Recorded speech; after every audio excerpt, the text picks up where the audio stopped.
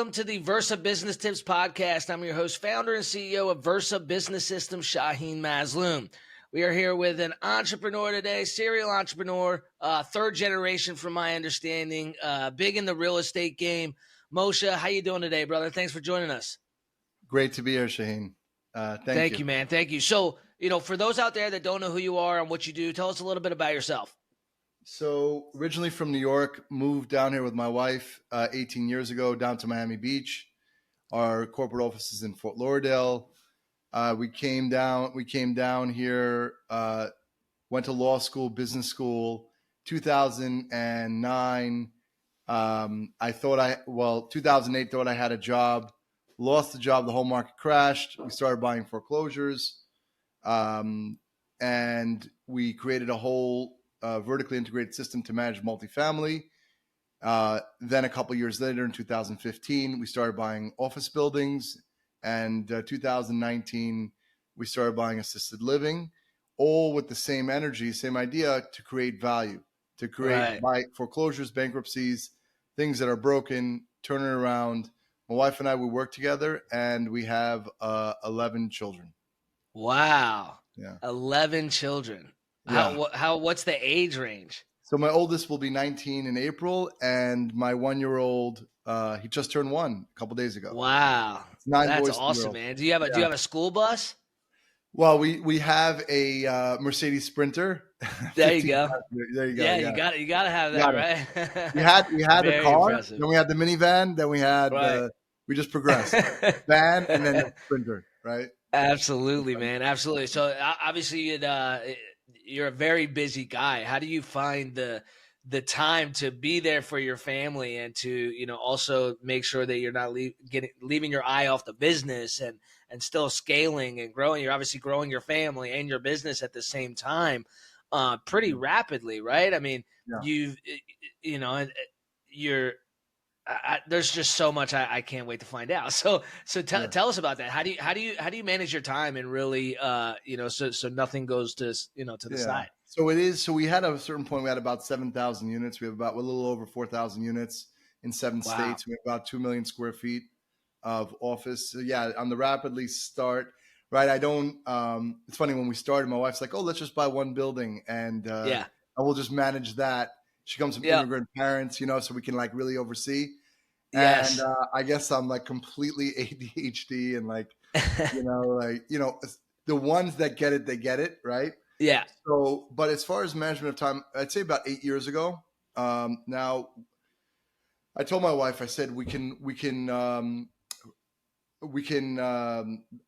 other words, I can work 60, 80 hours a week, and you'll never see me, and or we can hire somebody, and that's the hardest decision, right? Because startup compared to stabilize, compared to growth, different stages, because you really have to bifurcate your mind. You have to switch and you take on different roles. Then you become, right, as you become really, really big, you have to just set the vision and you have to drive, right? It's not like the day-to-day and you have to let go of those things. Yeah. Right? So we hired a CEO. Which is so hard to do. Extremely hard. And then the super hard thing is also my wife came into the business too. That first year, extremely hard because we were overlapping and we have our personal life.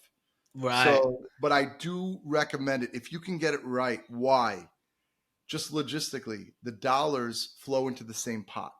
Right. Right. Right. You don't have an outside partner. So already you have a partner, the government, right? Right. It's business, right? And then you got to split the dollars with another partner that's going to a different family. Here, it all goes in the same family. And also real estate allows to defer. It has depreciation in different ways to defer your taxes. So you want as much dollars that you've earned to stay in the pot. Absolutely. That's the idea. Yeah. Absolutely. So you mentioned 2019 is when you started buying, commercial space, office buildings. Then 2020 happened. I'm assuming most of that was in Florida, so you were kind of okay. Was that a scary time for you guys? No, for sure. There have been different points in time, and what they say, that saying goes, if you never give up, you never fail. That'll you'll never fail, right? You never fail. And that was extremely true. When COVID happened, it was unknown. It's kind of like how I feel now. Some people could be the country in reality. Half the country voted for Biden, and half the country voted for Trump. So, but what is it? It's new. It's unknown. What is Trump going to do in his new term, in the second term? We don't know. Same thing with COVID, right? I told my wife, I said, there's no evictions.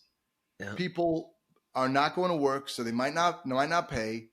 We don't know what's going to be. And if you're growing and you're choosing to be an entrepreneur, right? If you're choosing to do that, you will face chaos.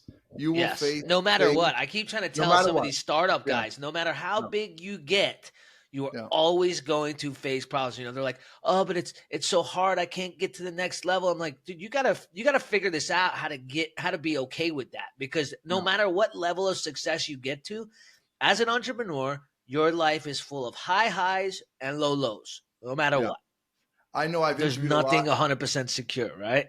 100%. And I'll tell you something, and this was so great learning. We've done almost 200 episodes on our podcast, Common Denominator, but speaking to Olympic athletes and the highest performers, and it's entrepreneurs, it's athletes, speaking to them. And what is it? You talk about the high highs and the low lows. It's hard. And you don't even realize the win, right? You win the gold medal or that win. And then the next day you're back at that grind. So you have to learn to enjoy, I guess, the insanity of it, because it's against the bell curve. It is. It's crazy when you think about it. Like, it really is crazy. You're like, what have you done lately? Right? Yesterday doesn't matter. It's all about today, right? Like, and the next day and the next day, right? It's constantly, and there's so many outlying factors that we have no control over. Yeah. Right? Like the president, like the economy. Yeah. The more we put it in mind, I was thinking about it earlier today. It's becoming a chief adaptability officer, knowing 100%. There's another change. Change is certain. Change always will be what's happening. It's not. Yeah, it's inevitable. Yeah, I mean, more 100%. Systems on the stuff that we can control, right? In order to scale, that's the best. But I'm having all the time hard, direct conversations, holding myself accountable, and my entire team accountable. This is what we're doing, right? Absolutely. I think a lot of it is to do with, like you said, having the hard conversations, even with yourself, right? Yep. Like, you've got to know at all times what you're struggling with and what you're doing well. Like, you've got to, and it's as people, that's not a common thing, right? We always like to, for the most part, it's either we're one of those positive people that see the best in themselves, or a negative person that sees the worst. And you just got to have that honest, conversation with yourself and bring yourself to account every single day. You've got to show up every single day. You got to know what you got to tackle every day. It's funny. Even though this is extreme, but they say train to the extreme, and then everything else will be easy. So with entrepreneurial endeavors, Elon Musk says it's like eating glass and staring off into the abyss, right? I love that. I love that example. He's like, okay. So it's not. So again, it's not for the faint of heart, but you take ownership of your life and the possibility of freedom. 100%. Right. So there's that.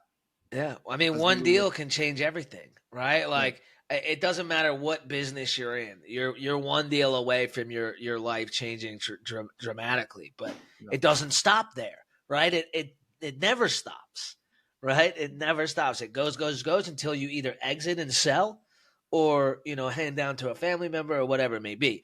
So you were doing multifamily homes, then commercial, and then you got into assisted living. What made you get into the assisted living? Was it just to kind of diversify a little bit more? Like, why did you like the assisted living space versus any other route you could have gone? It's definitely diversification.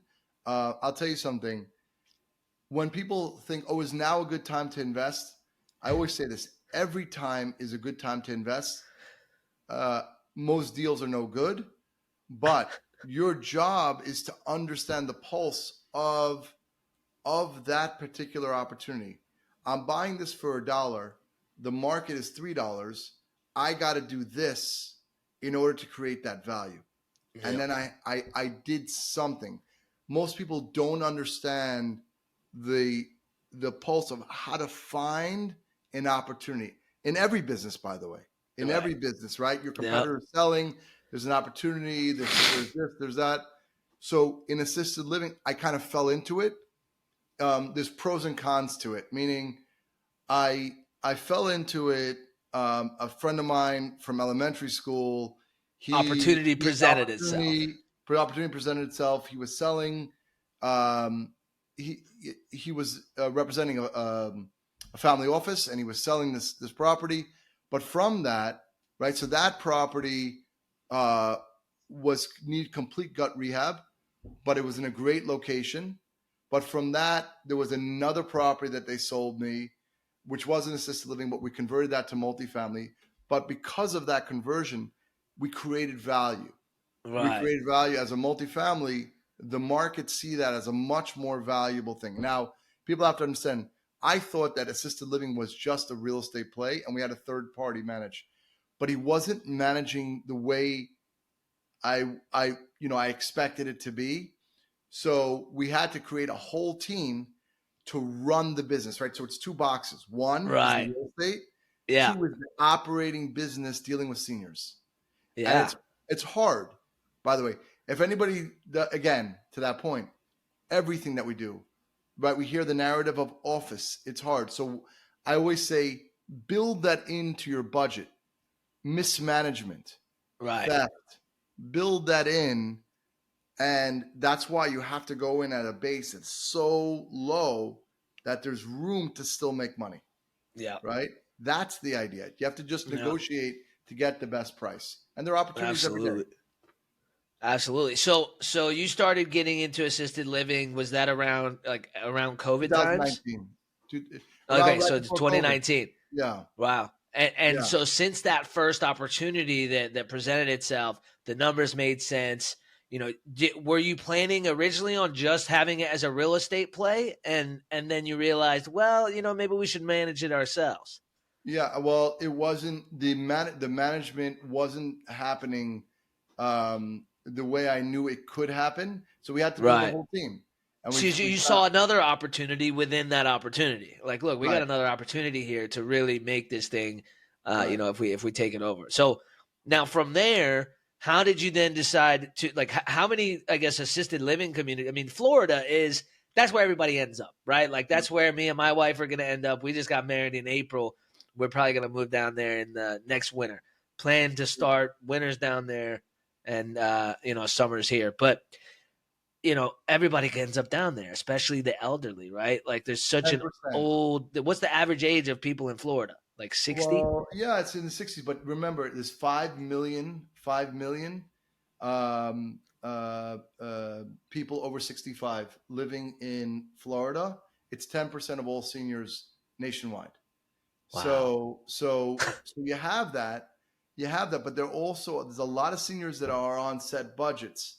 Right. But you're also dealing with inflation on the expenses side. So if you want it, you got to watch your expenses and payrolls, right? So you're dealing with nurses, with care, with food, with supplies, right? Like every business, you have to go line item, zero-based budget, line item by line item on the expenses.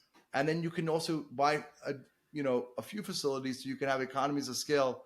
Like right now, speaking with my guys, we're buying raw food. Right now we have 3 facilities, right? Right. So we combine them together to go pit them with Cisco or with Cheney Brothers, right? Right. And to try to, and each line item you have to get with an entrepreneurial business mind, the same way that people want you to pay them, people got to also pay you also on the receivables. It's like any business, right? It's like any business, right? It's just good. It's good management. The profit comes in the corners. Good management versus bad management over a long period of time. That's Yeah, what it is. absolutely. Yeah, absolutely. It's I like what you said, that the profits in the corners, because it's so true, right? There's a fine line between being a profitable business and not, right? Like very there's very small things that can change to make the difference between a profitable company and not. And it's that's I think that's the exciting part about entrepreneurship for me. Like Mm. you can have a bad month, and then you go balls to the wall the next and you just crush it, right? Like, what are the difference between those months where you really crush it and those months that are just kind of skating by, right? And a lot of the times it's action, right? Like, the more action we take, usually the more results we're going to get. Yeah. What keeps you going? I mean, you said you're at what, 7,000 doors right now? Well, we sold some. We're a little over Okay. 4,000 today, but we have about 2 million square feet of office. That's Again, crazy. right, I have it's two parts now that my kids are becoming adults, right? So it's my wife. We're married almost 20 years, and my kids, and showing them. It's showing them Are they involved what it in the means. business now, like the ones that My are getting two older? older, yeah, Yeah. my 17 and almost 19-year-old are involved.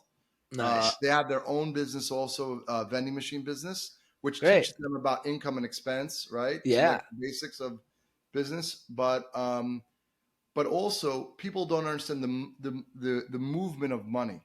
Again, you mentioned before, and I've seen it so many times. Oh, so you build it and then you sell the business. Nobody's thinking about the habits and rituals that you created while you were running the business. And I'll watch 6 months later, even less, and people didn't prepare emotionally what it means to not be doing the grind, right? And then you'll get into some trouble. You get into some other things, right? Because money can only do a couple things. It can sit under your bed. It can go Right. into the bank, right? It can go into the bank. Both of them are depreciating, right? Your purchase power. It's only about purchase power. Yep. You can Absolutely. buy a bond, which is paying 4%, whatever it is, which is also less than inflation.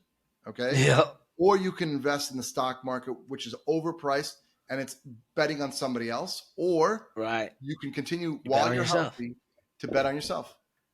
That's Yep. it. Right. Yep. So Couldn't agree what you do more. with the extra money, right? I tell people that have a job on Saturday nights, on Sundays, on the weekends, go FHA loan, right? 3% down. You Yep. buy your first fourplex and you live there for a year, right? Run down. I mean, starting action. You talk Right. about action. You're learning from Yeah. action. Of course, you're going to quote unquote fail. No. Right. How many things did I You can learn? learn. Yeah. No. In other words, is to, and I'll watch this also. I'll watch where people will have an exit.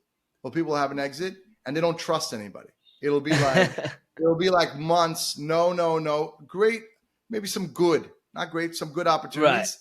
Right. And then they're tired with their money sitting in their account after a Yeah. year. And it'll be like, oh, my uncle Jim, he told me to invest over here without due diligence. Right. They wire $500,000 or whatever. Right. And all their savings for years and years. That's Boom. crazy. And then 3 years later, it's litigation. Yeah. Right? I mean, I'll see that too. Everything, right? You can't let your guard down. No. And you have to be very self-aware and understand, right? So you might as well invest in yourself, and you might as well deal with headaches and problems and stuff that's on you and be accountable. Exactly, because then you have control of it. Like people ask me all the time. They're like, what do you invest with? What do you invest in? What do you invest in? What stocks should I buy? And I'm like, why are you asking me? I only invest in myself. I'm like my business every day. I invest in myself and my business. Right? If it's not teaching me something and it's not helping my business grow, I'm not spending money on it. Right? Sure, I'll take my wife to dinner here and there. We'll go on vacation. But besides that, if I can't write it off, I'm not spending it. If it's not going to help me grow my business, it's not going to help me grow personally, I'm not going to spend it. Right? Maybe later on down the line, that'll change. But, I think people too early, they feel like it's safer to bet on the crypto and the stock market and and it's they either don't believe in themselves or they just don't want to put in the work. And I think a lot of the times it's the second. Watch that. You saw that thing with DeepSeek that came out just a couple days ago, right? Yeah. Just something simple, right? So everybody believes, you have this hope, this idea, oh, NVIDIA knows what it's doing. It's trading at who knows what kind of multiple, right? The fundamentals are not there, right? It's a dream and a hope. In one day, 600 billion, not million, $billion of loss. The market loses $1 trillion in a day. Insane. Okay? One. It could happen. I call myself a realist. In other words, positive realist. Let's call it that way. You know? Yeah. I mean, if there's no real value there, like it's too volatile. There's nothing. I mean, it's like air. Smoke and mirror. Yeah. Look, in crypto, I've seen people make a lot of money on crypto. I've seen that. That's another thing. But there's, like you're saying, there's a lot more people that have lost. That's right. Nobody talks about the losses, right? Like nobody starts a podcast like, "Hey, let's talk about all the losses," right? Everybody talks about the wins. They talk about the wins, right? The 10-year overnight success, they say, right? Right. We don't talk about the heartaches and the sleepless nights. And if I told you just in the past month, how many people I met literally on paper, they had hundreds of millions of dollars, literally like those kind of numbers, and how they got humbled. And that's what we talked about. Yeah. We're talking about business in the future, but that's what you have to learn and know. And every day, it just could. Who knows? Who knows what could be? You got to. At the end of the day, I know that if I lost it all today, I could make it back, right? Because I bet on myself, right? One thing they can never take from me is what's up here, right? And what I want to put in, what I want to do every day, right? And that's the biggest thing. I think for aspiring entrepreneurs is learning. It's watching podcasts like this. It's learning from aspiring entrepreneurs, from people who have done it before, and what it really takes, and what you're going to hear from every single one of them, including you. Like you said, it's mindset, it's action, and it's it's persistence and betting on yourself, right? Mm-hmm.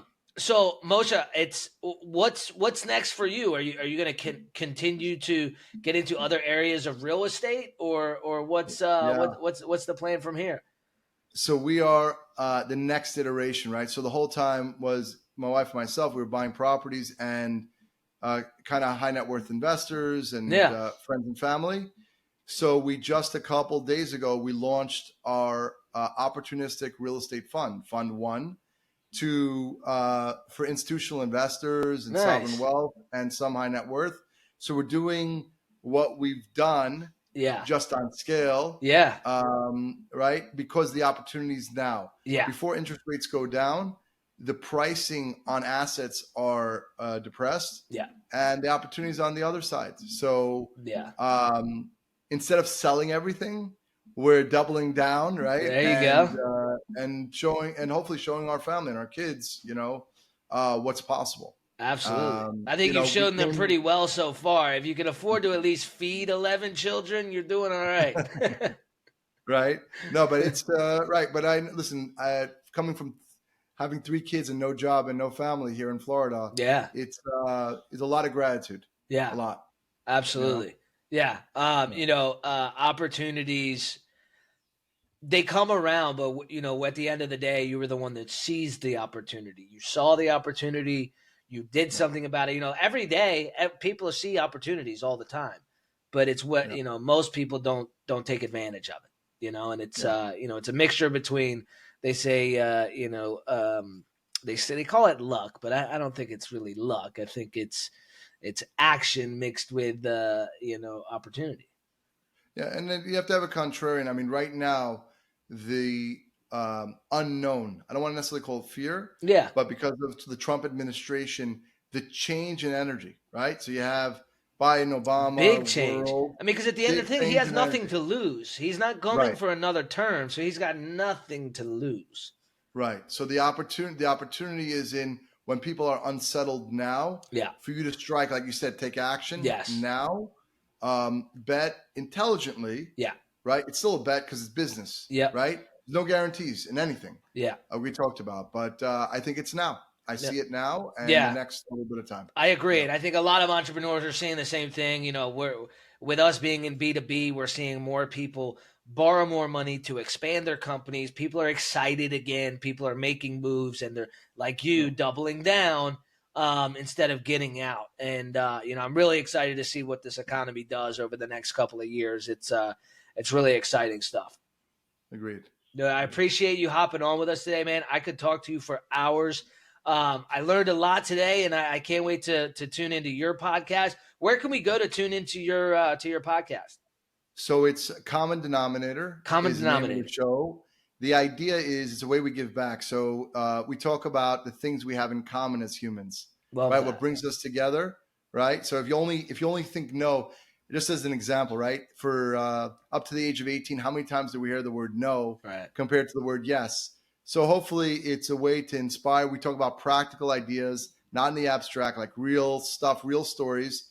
So it's on Spotify, it's on Apple, YouTube, wherever you get your podcast, Common Denominator. And then our website is moshepopack.com, and you could find all awesome. our content. I'll put both of the links in the description so people can find you. Thank you. I really appreciate you. Absolutely. I appreciate you, man.